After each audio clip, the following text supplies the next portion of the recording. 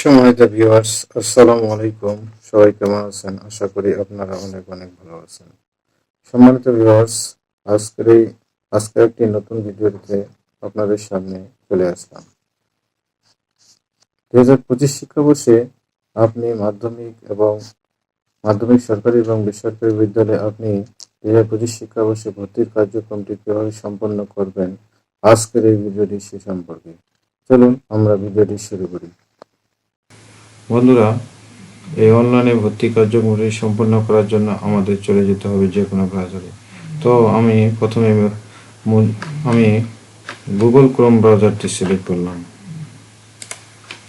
Google Chrome ব্রাউজারটি select করার পরে আমরা অ্যাড্রেস বারে লিখব gsa.teletalk.com.bd। এই লিঙ্কে আসার পরে আমরা এখানে দেখতে পাচ্ছি সরকারি ও বেসরকারি বিদ্যালয়ে ভর্তি 2025। এখান থেকে আমাদের সরকারি বিদ্যালয়ে যদি আমরা ভর্তির আবেদন করতে চাই তাহলে এই লিঙ্কে ক্লিক করতে হবে, আর বেসরকারি বিদ্যালয়ে ভর্তির আবেদন যদি করতে চাই তাহলে আমাদের এই লিঙ্কে ক্লিক করতে হবে। তো আমরা এখন বেসরকারি বিদ্যালয়ে ভর্তির আবেদনে এই লিঙ্কে ক্লিক করলাম। এখানে আসার পরে আমরা দেখতে পাচ্ছি বেসরকারি বিদ্যালয়ে ভর্তির আবেদন 2025। একটি আবেদনে 5টি বিদ্যালয় ক্রমানুসারে উল্লেখ করতে পারবেন, অথবা প্রতিটি বিদ্যালয়ের জন্য পৃথক আবেদন করতে পারেন। একজন প্রার্থী একটি বিদ্যালয়ে একই শিফট এবং একই ভাষণে একই শ্রেণীতে মাত্র একবার আবেদন করতে পারবে। তবে একই বিদ্যালয়ে একটি শ্রেণীর ভিন্ন শিফট বা ভাষণে আবেদন করতে পারবে। একটি আবেদনে একই থানার সর্বোচ্চ 5টি বিদ্যালয় নির্বাচন করা যাবে। উক্ত থানায় আরও বিদ্যালয় থাকলে ভিন্ন আবেদনে সেগুলো আবেদন করা যাবে। প্রার্থীর বর্তমান স্থায়ী ঠিকানা যাই হোক না কেন, জেন্ডার অনুযায়ী দেশের যে কোনো বিদ্যালয়ে সে আবেদন করতে পারবে। ইচ্ছাকৃতভাবে জন্ম নিবন্ধন নম্বর অথবা অন্য কোনো ভুল তথ্য প্রদান করলে অথবা একাধিক ভুয়া জন্ম নিবন্ধন ব্যবহার করে আবেদন করে ডিজিটাল লটারিতে নির্বাচিত হলে তা বাতিল বলে গণ্য হবে। সমস্ত তথ্য অবশ্যই ইংরেজিতে পূরণ করতে হবে। লাল তারকা চিহ্নিত তথ্যগুলো অবশ্যই প্রদান করতে হবে। যমজ সন্তানের জন্য একটা আবেদন করতে হবে, অর্থাৎ 2টি সন্তানের জন্য অনলাইন আবেদন হবে একটা। এখানে আমরা প্রথমে নাম দিব, প্রার্থীর নাম দিব, প্রার্থীর জন্ম তারিখ দিব, তারপরে জন্ম নিবন্ধন নম্বর দিব, শিক্ষার্থীর ধরন বা জেন্ডার দিতে হবে। এখানে শিক্ষার্থীর মোবাইল নাম্বার দিতে হবে এবং মোবাইল নাম্বারটি আবার লিখতে হবে। পিতা এবং মাতা বর্তমান থাকলে অভিভাবকের তথ্য প্রয়োজন নেই, তবে পিতা অথবা মাতার অবর্তমানে অভিভাবকের তথ্য বাধ্যতামূলক। এখানে শিক্ষার্থীর পিতার নাম লিখতে হবে, পিতার এনআইডি দিতে হবে, মাতার নাম লিখতে হবে, মাতার এনআইডি দিতে হবে। এখানে অভিভাবকের নাম এবং অভিভাবকের এনআইডি নম্বর, যদি পিতামাতা বেঁচে থাকে তাহলে এটা দেওয়ার দরকার নেই। যদি পিতামাতা না থাকে তাহলে অভিভাবকের নাম দিতে হবে এবং তার এনআইডি নাম্বার দিতে হবে। শিক্ষার্থী যে শ্রেণীতে ভর্তি হতে চায় এখানে সে শ্রেণীটাই আমাদের এখানে উল্লেখ করতে হবে। শিক্ষার্থীর বর্তমান ঠিকানা এবং জেলা উল্লেখ করতে হবে, বিভাগ উল্লেখ করতে হবে। এখানে জেলা এবং থানা লেখার প্রয়োজন নেই। এখানে শুধু আমরা গ্রাম লিখব, আর জেলা লিখব, থানা লিখব, পোস্ট কোড লিখব। তো আমার একজন শিক্ষার্থীর আবেদন করা ছিল, আমি সেগুলো এখানে পূরণ করতেছি।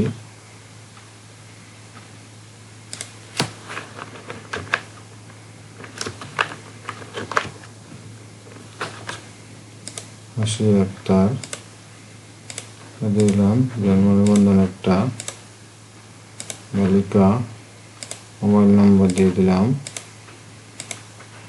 আবার দিলাম আব্দুল রফিক দিলাম, জন্ম নিবন্ধন তারিখটা, মাতার নাম সুফিয়া আক্তার, এটা, শ্রেণী ষষ্ঠ উল্লেখ করলাম, ঝাড়গড় গভর্নমেন্ট প্রাইমারি স্কুল পূর্ববর্তী শ্রেণী পঞ্চম দিলাম। এখানে শুধু ভিলেজ এবং পোস্ট অফিস উল্লেখ করবো। বিভাগ আমরা রংপুর দিব, জেলা ঠাকুরগাঁ, থানা ঠাকুরগাঁ সদর, পোস্ট কোড। স্থায়ী ঠিকানা এখানে আমাদের জেলা এবং পোস্ট কোড, ভিলেজ দিব শুধু, ভিলেজ এবং পোস্ট কোড। এরপরে আমরা বিভাগ নির্বাচন করব, এরপরে জেলা নির্বাচন করব, থানা, পোস্ট কোড, রান্নাস। এবার স্কুল চয়েস, যে ভাষণে ভর্তি হতে চান সেটি নির্বাচন করতে হবে। আমরা বাংলা নির্বাচন করলাম। যে এলাকার বিদ্যালয়ের সময় আবেদন করতে চান সেগুলোর বিভাগ, জেলা, থানা নির্বাচন করুন। একটি আবেদনে শুধুমাত্র একটি থানার বিদ্যালয়গুলোকে নির্বাচন করতে পারবেন। শুধুমাত্র মহানগর মেট্রোপলিটন সদর থানার বিদ্যালয়গুলো এই ভর্তি প্রক্রিয়ার অন্তর্ভুক্ত। আমরা এখানে বিভাগ নির্বাচন করলাম, জেলা নির্বাচন করলাম, থানা নির্বাচন করলাম। এবার আমরা বিদ্যালয়ের তালিকা দেব। 130টি বিদ্যালয় পাওয়া গেছে। নিচের 5টি ড্রপডাউন বা কম্বো বক্স থেকে 5টি পৃথক বিদ্যালয় নির্বাচন করতে পারবে। বিদ্যালয় খুঁজে পাওয়া সর্বোচ্চ ড্রপডাউন বা কম্বো বক্স এর সংখ্যা কম বেশি হতে পারে। ফার্স্ট চয়েসে নির্বাচিত বিদ্যালয়টি আপনার প্রথম পছন্দ হিসাবে এবং ফিফথ চয়েসে নির্বাচিত বিদ্যালয়টি আপনার সর্বশেষ পছন্দ হিসাবে বিবেচিত হবে। প্রতিটি বিদ্যালয়ের জন্য একাধিক সংরক্ষিত আসন বিদ্যালয়টিতে উক্ত সংরক্ষিত আসন প্রযোজ্য থাকা সাপেক্ষে নির্বাচন করতে পারবেন। নির্বাচিত সংরক্ষিত আসন সংরক্ষিত আসনসমূহের সপক্ষে প্রযোজ্য ক্ষেত্রে তথ্য প্রদান করতে হতে পারে। এখানে প্রথম চয়েস দিতে হবে। এখানে শিক্ষার্থী 5টি বিদ্যালয় চয়েস করতে পারবে। প্রথম চয়েসে আমরা যেটা প্রার্থী প্রথম ভর্তি হতে চাই সেটা 1 নম্বর চয়েসে দিতে হবে। আমরা এখানে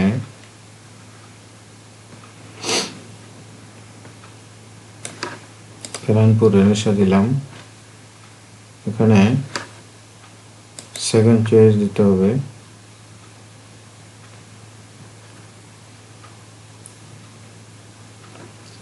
সেকেন্ড চয়েস সে দিতে পারবে, থার্ড চয়েস দিতে পারবে, ফোর্থ চয়েস দিতে পারবে, ফিফথ চয়েস দিতে পারবে। এভাবে সে 5টি বিদ্যালয় চয়েস করতে পারবে। সংরক্ষিত আসনে করে বিস্তারিত জিএন অর্থাৎ হলো সাধারণ সকল আবেদনকারীর জন্য প্রয়োজন, জেনারেল কোটা। এফএফ হলো মুক্তিযোদ্ধা সন্তানদের জন্য, এমই হলো শিক্ষা মন্ত্রণালয় কর্মকর্তা কর্মচারীদের জন্য, এবং টিএস হলো সরকারি বিদ্যালয়ের কর্মকর্তা কর্মচারী সন্তানের জন্য, টিএস এই কোটাটা। আর ডিআইএস হলো প্রতিবন্ধী অক্ষম ছাত্রছাত্রীদের জন্য, সিএ হলো প্রতিষ্ঠান সংলগ্ন এলাকার জন্য, জিওভি হলো প্রাথমিক বিদ্যালয়ের ছাত্রছাত্রীদের জন্য, জিওভি, এই যে জিওভি। এসআইবি হলো ভাই বোন, এসআইবি। টিডাব্লিউএন হলো যমজ, একই তারিখে জন্মানো। এলবি হলো লীলা বোর্ডিং অবস্থানরত শিক্ষার্থী, এলবি। আচ্ছা, আমরা যে শিক্ষার্থীটা পূরণ করলাম, এখানে সে 5টা বিদ্যালয় চয়েস করছে। এবার প্রার্থীর আমরা ছবি দেব। ছবির জন্য আমাদের দৈর্ঘ্য এবং প্রস্থের একটা মাপ আছে 300x300 পিক্সেল এবং সাইজটা হবে 100 কিলোবাইটের নিচে। এই চুজ ফাইলে ক্লিক করে আমরা প্রার্থীর ছবিটা এখানে অ্যাটাচ করব। এখানে আমরা যেখানে ছবিটা আমরা রাখবো সেখান থেকে এখানে আমাদের সিলেক্ট করতে হবে। আমার এই প্রার্থীর ছবি আমি ডেস্কটপে রেখেছি।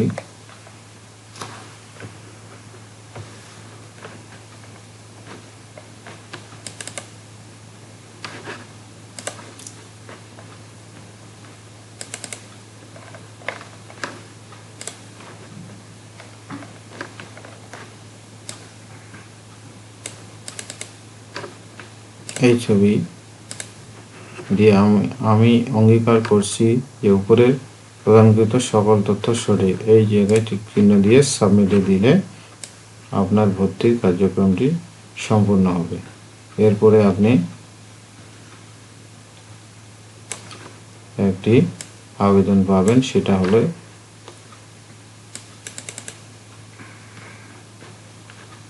এরকম একটি আপনারা আবেদন ফর্ম পাবেন, বেসরকারি বিদ্যালয়ে ভর্তি 2025।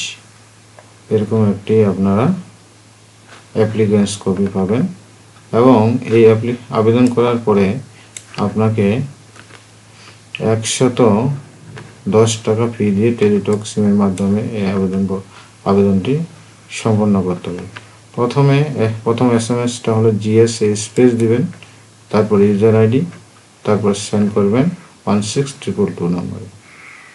ফিরতি সেকেন্ড SMS-এ আপনারা লিখবেন GS space yes space pin number দিবেন, তারপরে 16222-তে সেন্ড করে আপনারা আপনাদের ভর্তির কার্যক্রমটি সম্পূর্ণ করবেন। এই টেলিটক সিমের মাধ্যমে টাকাটা পেড হওয়ার পরে আপনার ভর্তিটি কনফার্ম হবে। ধন্যবাদ আজকের এই ভিডিওটি আপনাদের দেখার জন্য। যারা আজকের এই ভিডিওটি দেখছেন তাদেরকে অসংখ্য ধন্যবাদ। ভিডিওটি যদি আপনাদের বিন্দুমাত্র ভালো লেগে থাকে তাহলে আপনারা লাইক কমেন্ট এবং শেয়ার করবেন এবং অন্যকে দেখার সুযোগ করে দেবেন। ধন্যবাদ বন্ধুরা আজকের এই ভিডিওটি দেখার জন্য। আসসালামু আলাইকুম।